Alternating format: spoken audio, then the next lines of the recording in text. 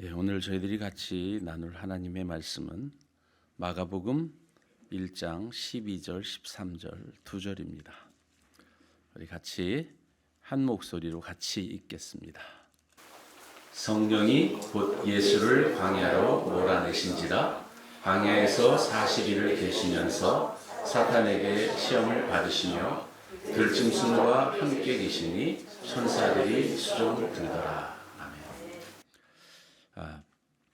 마가복음을 저희가 지금 시작하고 있는데 마가복음 지난주에가 복음의 시작이다 그런 내용으로 지난주 같이 말씀을 나눴어요. 근데 지난주에 이런 여러 가지 예배 순서 가운데 복잡한 것들이 있어서 이렇게 충분하게 전달이 안 된 부분도 있는 것 같고, 그래서 좀 지난주 내용을 조금 보충하고, 왜냐하면 마가복음은 이 서론 부분이 굉장히 중요하기 때문에 이것을 다시 한번 정리한 다음에 마가복음의 강해를 시작하려고 합니다. 마가복음은 누구에게 쓰여졌다고 지난주에 말씀드렸죠? 로마에 사는 이방 기독교인들. 그때가 언제라고요? AD 65년서부터 70년 사이일 것이다. 그때가 왜 중요하다 그랬습니까? AD 64년에 로마에 대화재가 일어나서 네로라고 하는 황제가 그 모든 죄목을 기독교인들에게 뒤집어 씌워서 그 기독교인들에게 박해를 시작했던 그 시기였다. 그러니까 마가가 이 복음서를 기록할 때의 마가의 관점이 무엇이었을까? 마가복음은 그 네 개의 복음서, 마태, 마가, 누가, 요한 네 개의 복음서 가운데 이 헬라어로 되어 있는데 그 필체가 문체가 제일 거칠고 투박합니다. 그러니까 그 헬라어에 정통한 사람이 아닐 것이다 라고 이렇게 보는 것이고요. 그 다음에 거기에 보면 아람어가 여러 군데 뭐 달리다굼, 뭐 보아너게, 뭐 이런 단어들이 쓰인 것으로 봤을 때 유대인들을 향해서 쓴 것이 아니다라는 이렇게 내적 증거들이 있습니다. 마가가 썼을 것이다라고 하는 것은 학자들이 거의 그렇게 추정하고 있지, 실제 내적으로 성경 안에 이것은 마가가 쓴 것이다 이런 기록은 없습니다. 복음서 가운데 마태, 마가, 누가 이 세 복음서를 공관복음이라 그래요. 공관복음은 뭐냐면 다 같은 관점에서, 공적인 관점에서 바라본 복음서다 이런 뜻이에요. 그런데 여러분 앞에서 이 지난주에 얘기 나눌 때 유앙겔리온이라고 하는 복음에 대한 이야기 했었죠. 유앙겔리온 기억나세요? 예. 그리고 이 마가복음서는 어떠한 용도로 쓰여졌다고요? 읽는 용도 아니라 우리가 책으로 돼서 눈으로 보고 이렇게 읽도록 돼 있는 것이 아니라 많은 사람들 앞에서 낭독하도록 돼 있었다. 이렇게 돼 있기 때문에 마가복음은 통으로 1장서부터 16장까지 쭉 읽는 것이 필요하다. 그래야 마가복음의 진정한 진수, 마가가 말하려고 했던 내용이 무엇인가, 마가가 전하려고 했던 복음이 무엇인지를 확실하게 알 수 있을 것이다. 이런 얘기입니다. 유앙겔리온, 당시에 황제들이 전쟁에서 이기고 왔을 때 황제하고 관련된 소식, 기쁜 소식이 유앙겔리온이라 그랬어요. 근데 그것을 사도들과 이 복음서의 저자들이 이것을 성경, 예수 그리스도의 복음이라고 하는 것에 유앙겔리온이라고 하는 단어를 썼다는 것은 우연한 것이 아니라 의도된 것이 있다. 어떤 소식이요? 하나님께서 이 땅에 왕으로 보내신 그분의 오심, 그게 유앙겔리온. 그리고 전쟁에서의 승리한 이야기의 유앙겔리온입니다. 여러분 드라마 이렇게 보시면 무서운 드라마 보면 그 안에 있는 이 배우들은 모르죠. 지금 위험한 상황인지 모르는데 저쪽에서 지금 위험한 상황이 오면 배경에서 어떤 음악을 넣어주죠? 약간 이 긴장할 수 있는 음악과 그렇게 무서움을 느낄 수 있는 음악을 하면서 그 연극을 보는 사람들에게, 드라마를 보는 사람들에게 그 상황들을 인지시켜 주잖아요. 오늘 누가복음은 그런 것과도 반대의 개념.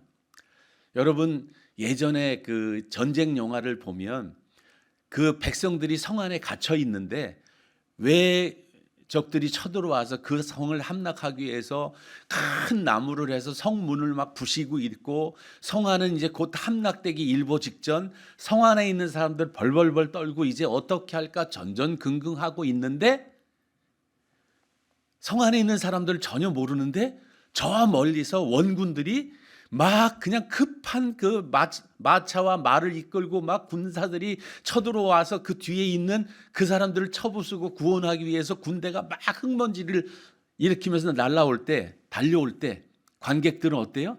박수 치면서 야 잘됐다 그러는 거 아니겠어요? 지금 그 기분인 거예요.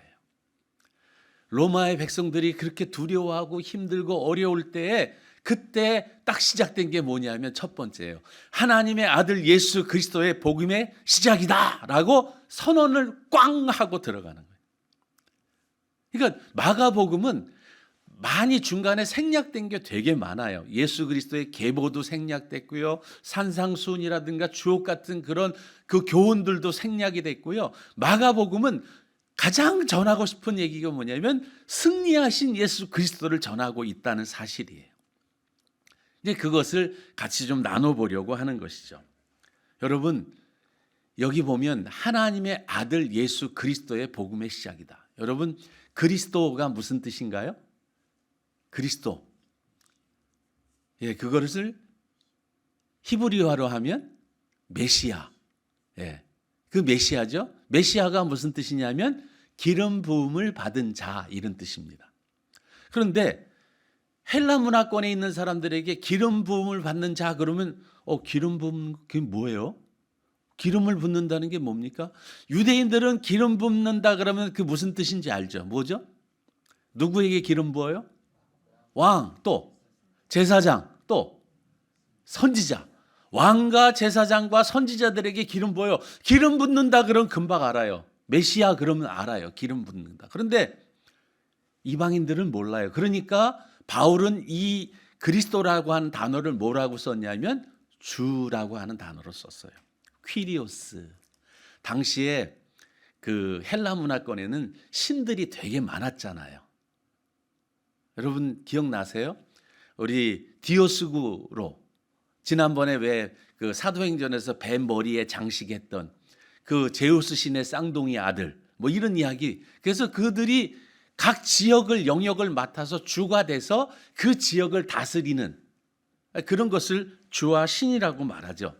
그래서 사도 바울은 그런 내용들을 정리하면서 그리스도라는 것을 주라고 하는 개념으로 바꿔왔어요. 우리 한번 같이 볼게요. 같이 한번 읽어볼까요? 시작. 비록 하늘에나 땅에나 신이라 불리우는 자가 있어 많은 신과 많은 주가 있으나 그러나 우리에게는 한 하나님 곧 아버지가 계시니 만물이 그에게서 났고 우리도 그를 위하여 있고 또한 한 주 예수 그리스도께서 계시니 만물이 그로 말미암고 우리도 그로 말미암아 있느니라. 그때 주라고 얘기하면 헬라 사람들이 주 누군지 아는 거예요. 그런데 로마 사람들은 헬라 사람들하고 좀 달라요. 그러니까 어떻게 썼어요? 하나님의 아들이라고 쓴 거예요. 하나님의 아들이라고 했으면 로마 사람들은 누구를 기억했을까요? 황제. 당시의 황제는 하나님 신의 아들이라 그랬어요. 자기는 황제를. 그러니까 로마 사람들에게 하나님의 아들 그러면 황제, 신의 아들 황제 이렇게 생각을 하는 거예요. 그런 배경에서 그리스도 이걸 예수를 누구로 보느냐 이게 기독론이거든요. 예수를 하나님의 아들이라고 꽝 선포하면서 이제 그의 승전한 소식들이 시작됐다. 그 이야기가 마가복음에 계속 흘러가는 이야기예요. 그래서 마가복음을 읽으실 때는 이 승리라고 하는 단어, 예수 그리스도의 승리라고 하는 단어를 생각하면서 계속 읽으면 마가복음이 쉽게 이해가 되기 시작해요. 승리의 소식.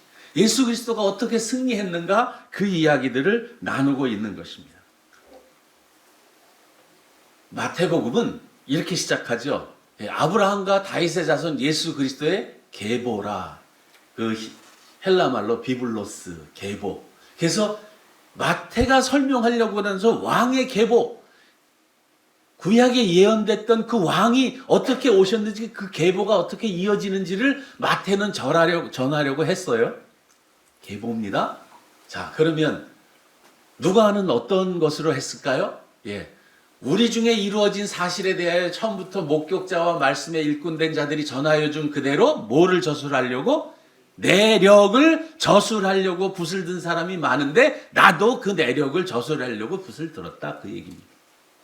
그러니까 예수 그리스도의 내력, 그분이 하신 일, 그러니까 누가는 어떻게 썼냐? 예수님의 탄생서부터 시작해서 자세하게 예수님이 어떻게 태어났는가, 어떻게 돌아가셨는가, 그 과정들을 자세하게 정리한 게 누가복음이에요.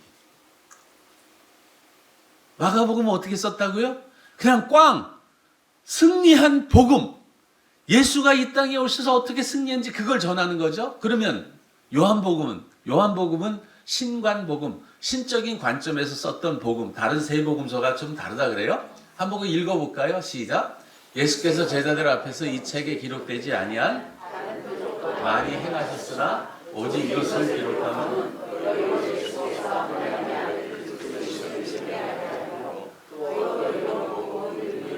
생명 없게 하려 함이니라. 예, 이것을 기록하면 뭘 기록했어요? 표적을 기록했어요. 요한복음은 표적 이야기들이 계속 있어요. 그러니까 요한복음에는 여러분 가나의 혼인잔치에서 물로 포도주를 만든 기적사건이 처음 기록이 되잖아요. 그러니까 표적을 통해서 그분이 누구라고요? 하나님의 아들이심을 너희로 믿게 하기 위해서 표적을 그 사인으로 계속 증거하는 거예요. 그래서 요한은 그 표적을 통해서 예수 그리스도가 이 땅에 오셔서 너희를 구원하시는 그분이시다는 것을 표적을 통해서 증거하는 거예요. 근데 마가는 어떻게 했다고요? 순수하게 유앙겔리온, 복음을 전했어요. 어떻게 말하면 학자들은 진짜 진정한 복음서의 복음서는 마가복음이다라고 말합니다. 그러니까 마가복음을 충분하게 읽는 것이 복음을 정확하게 아는 것이다, 이렇게 볼 수 있습니다. 자, 그래서 우리가 하나님의 아들 예수 그리스도의 복음의 시작이다, 이렇게 얘기해요. 복음의 시작. 그 복음이 어디서 시작됐는가? 그것이 오늘 제가 여러분하고 같이 나누려고 하는 것입니다. 마가복음 1장 11절에 하늘로부터 소리가 나기를 너는 내 사랑하는 아들이라 내가 너를 기뻐하노라 하셨어. 내 사랑하는 아들이라 하늘에서 소리가 났어요? 누구를 통해서요? 세례 요한의 소개를 했어요. 세례 요한이, 여러분, 세례 요한이 세례를 줬을 때 성령이 임했습니까? 세례를 받고 나서 성령이 임했습니까? 예? 세례 받는 순간에 임했습니까? 예, 그래, 한번 같이 보죠. 자, 마가복음 15장 39절에 보면 이 사람은 진실로 하나님의 아들이었다라고 고백해. 누가? 예? 예수를 죽이고 사형을 집행했던 누구요? 백부장이. 누가 하나님의 아들이라고 얘기해요? 하나님께서 이 내 사랑하는 아들이라고 하나님이 얘기하셨는데 그걸 누가 증거해요? 백부장이. 그러니까 이것은 뭐냐면 하나님이 선포하신 그 얘기가 인간 세상에서 어떻게 이루어졌는지, 하나님의 승리가 어떻게 이루어졌는지를 마가는 기술하고 있어요. 그래서 하나님의 아들에 대한 이야기, 하나님의 나라에 대한 얘기. 지난주에 제가 하나님의 나라의 시작을 얘기했고 맨 뒤에 하나님의 나라가 어떻게 이루어졌는지에 대해서 이 마가복음 기록했다라고 그랬잖아요. 하나님의 아들 이야기도 처음과 맨 나중에 배치가 돼 있어요. 이것을 수미상관법, 처음과 나중에 그런 내용을 담음으로써 무슨 얘기를 할 것인지를 중간에 기술해 놓았다. 이것이 당시에 문학적, 그 다음에 그때 쓰는 서신서라든가 중요한 메시지를 전달할 때 사용하는 방법이었다, 이렇게 말씀드렸습니다. 자, 마가복음의 특징 가운데 하나가 곧이라고 하는 단어예요. 이 곧이라고 하는 단어가 유디스라고 하는 단어인데, 이 유디스라고 하는 단어는 형용사로 쓰이면 평평하다, 곧다 이런 뜻이고요. 부사로 쓰였을 때는 즉시, 바로, 곧 이런 뜻이에요. 그런데 부사로 쓰인 내용들이 너무 많이 써 있어요. 여러분 오늘 마가복음 보시면 1장에서만 이 곧이라고 하는 단어가 11번 나와요. 근데 이렇게 잘 보시면 곧이라고 하는 단어는 생략해도 무방하는 자리에 딱 들어가 있어요. 한번 잘 보세요. 곧이란 단어가 없어도 상관없는데 마가는 이 유디스라고 하는 단어를 계속 쓰는 거예요. 뭐예요? 하나님의 임박한 구원. 하나님의 그 놀라운 급하고 강한 그 하나님의 역사하심이 지금 바로 즉시 임한다. 그 얘기를 하고 있는 거예요. 왜요? 로마에 사는 사람들이 지금 위험 가운데 빠져서 주님 어떻게 왜 이러십니까? 왜 나에게 이런 어려움을 주십니까? 그 고난 가운데 있고 어려움 가운데 있는 그들에게 곧 즉시 바로 이런 이야기를 통해서 그들에게 무엇을 주는 거냐면 하나님의 구원은 지금 바로 즉시 여러분에게 임한다. 두려워하지 마.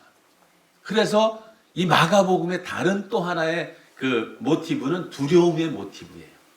그래서 맨 마지막에 마가복음의 맨 마지막은 여인들이 부활하신 예수님의 현장에 가서 두려워하더라 그걸로 끝나요. 참 이 복음서의 이런 내용들을 잘 보면 너무너무 재밌어요.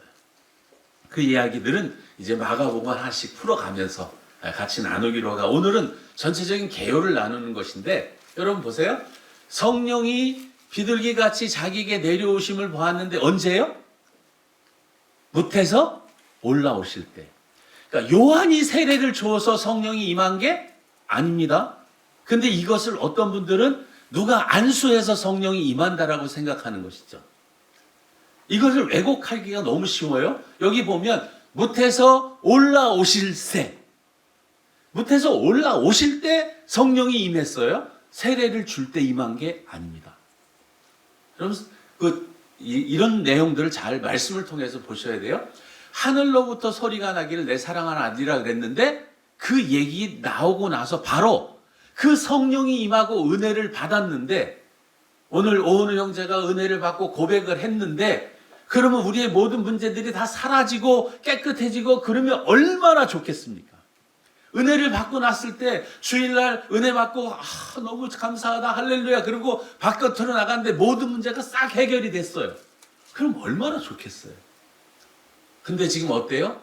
성령이 곧 여기 곧이란 단어를 빼도 문장에 큰 문제가 없어요. 곧 예수를 광야로 어떻게 했다고요? 몰아내셨다. 여러분 성령이 예수를 이 몰아내셨다는 단어를 잘 생각해보면 이런 뉘앙스가 있는 거죠. 안 가려고 뻗팅기는 예수를 성령이 그냥 강제적으로 쫓아냈다. 이렇게 보이는 것 같지 않습니까?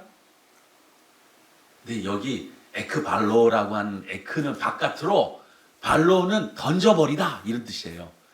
이 하나님께서 그 인생들을 얼마나 불쌍히 여기시고 했는지 그 임박한 하나님의 구원을 빨리 이루시려고 하는 하나님의 긴급한 마음들을 담아낸 거예요. 하나님의 긴급함. 그것을 곧 예수를 광야로 몰아내셨어요. 광야에서 40일을 계시면서 사탄에게 시험을 받으시며 들짐승과 함께 계시니 천사들이 수종을 들더라. 여러분 이 얘기로 시험 얘기가 다 끝나요. 마태복음에는 어떤 게 나와요?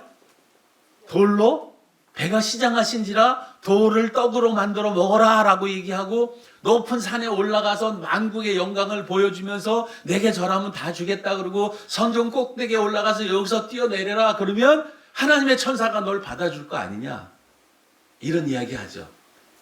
근데 그 앞에 전제 조건 하나 딱 달아요. 뭐라고요? 내가 하나님의 아들이거든.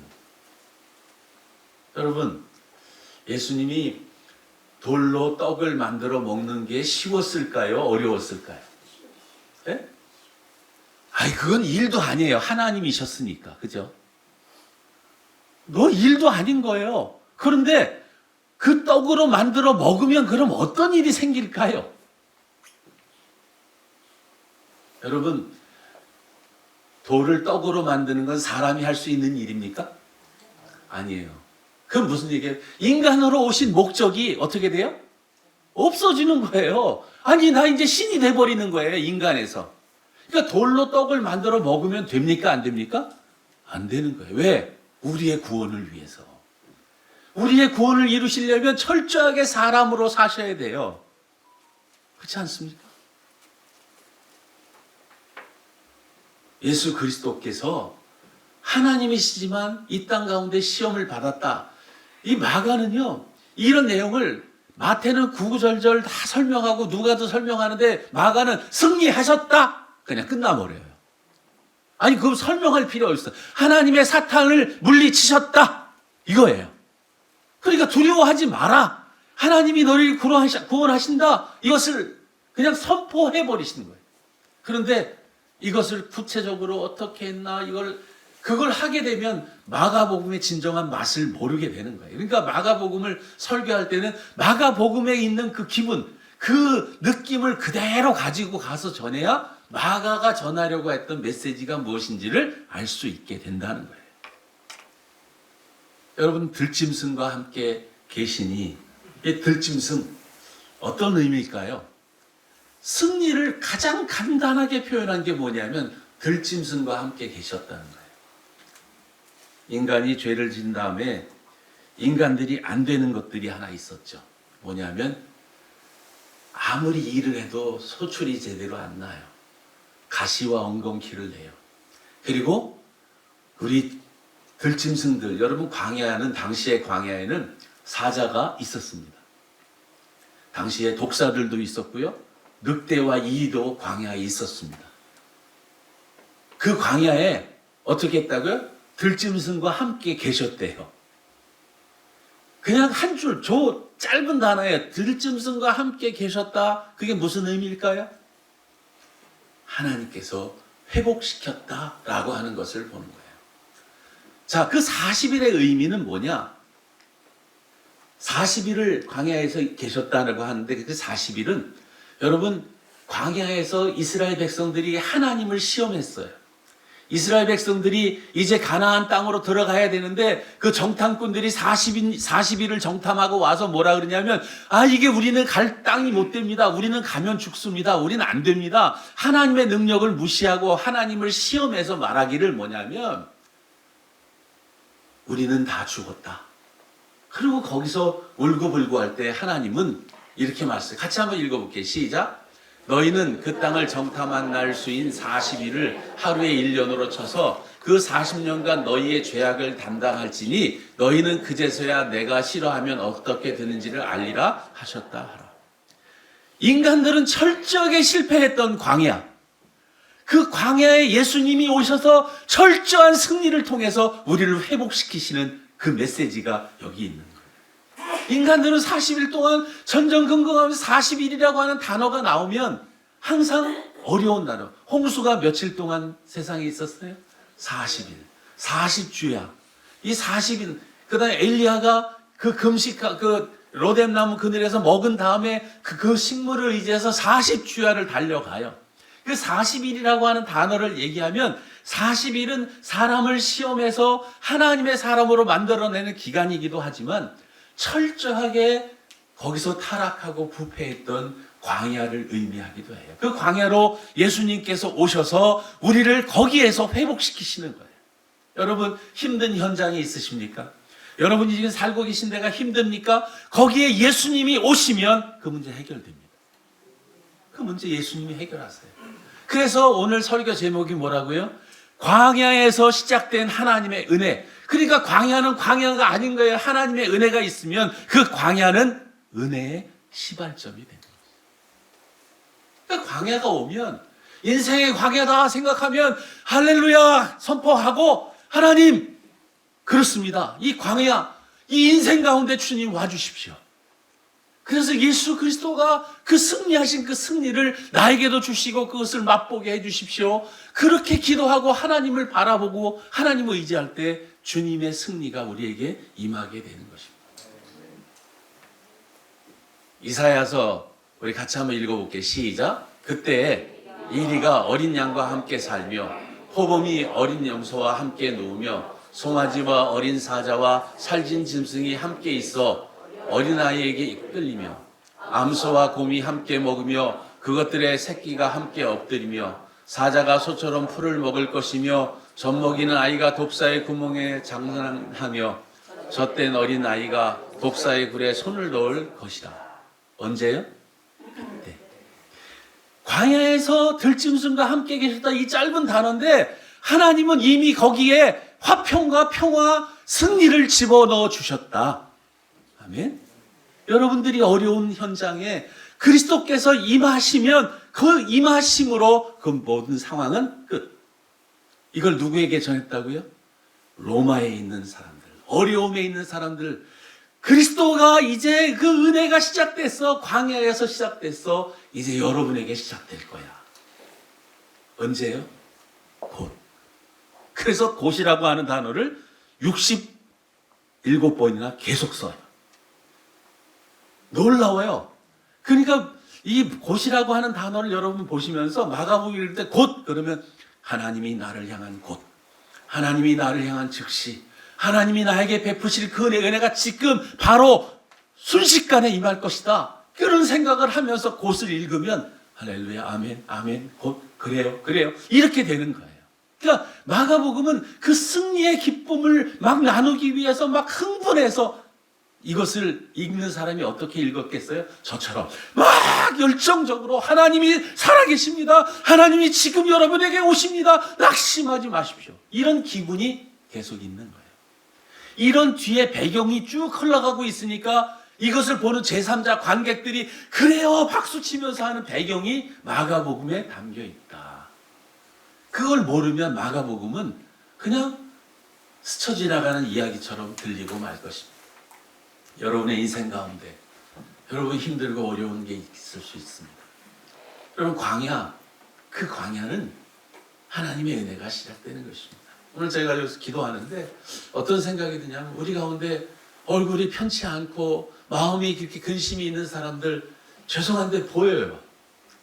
저한테 보여요. 보이면 난 마음이 아파요. 일단 어떻게 얼굴에 그늘이 있을까? 저분 뭐가 이렇게 힘들까? 하나님 이렇게 만져주십시오. 이런 생각이 들어요. 여러분 힘드십니까? 하나님이 계십니다. 하나님이 여러분의 그 힘든 현장에 오십니다. 언제요? 곧, 즉시, 바로, immediately. 그렇게 임하시는 그 주님을 바라보셔요. 그럴 때 주님이 여러분의 예수 그리스도가 되시는 거예요. 기름 부은 자가 되시는 거예요. 하나님의 아들로서 승리하신 그 승리가 여러분의 승리가 될 수 있는 것입니다. 그렇게 될 때 여러분의 마음속에 아까 우리 오은우 형제가 얘기했던 것처럼 그 관계 속에 우리 안에 하나님의 나라가 임하는 것입니다.